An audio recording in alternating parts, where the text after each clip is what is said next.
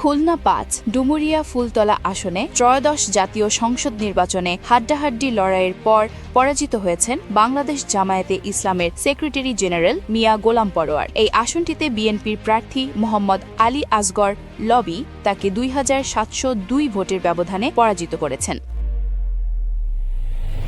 ত্রয়োদশ জাতীয় সংসদ নির্বাচনে খুলনা ৫ আসনে জামায়াতে ইসলামীর হেভিওয়েট প্রার্থী ও দলের সেক্রেটারি জেনারেল মিয়া গোলাম পরোয়ার পরাজিত হয়েছেন। দীর্ঘ সময় ধরে চলা টানটান উত্তেজনার পর বেসরকারি ফলাফলে তাকে পরাজিত ঘোষণা করা হয়। বেসরকারিভাবে প্রাপ্ত ফলাফল অনুযায়ী বিএনপির প্রার্থী মোহাম্মদ আলী আসগর ধানের শীষ প্রতীক নিয়ে পেয়েছেন ১,৪৭,৬৫৪ ভোট। অন্যদিকে মিয়া গোলাম পরোয়ার দাঁড়িপাল্লা প্রতীক নিয়ে পেয়েছেন ১,৪৪,৯৫৬ ভোট। ফলে ২৭০২ ভোটের ব্যবধানে জয় হন বিএনপির প্রার্থী।